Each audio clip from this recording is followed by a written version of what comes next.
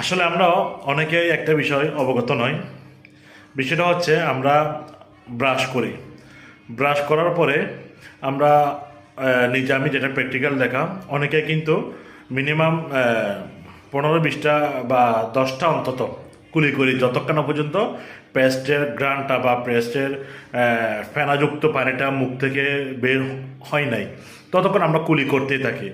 আসলে সঠিক নিয়ম যেটা সেটা হচ্ছে আমরা ব্রাশ করার পরে যখন আমরা পেস্ট ভিতরে থাকে, এটা হচ্ছে একটা মেডিসিন। এটা থাকলে আমাদের মুখের জন্য একটা উপকারী, এটা একটা উপকারী মেডিসিন।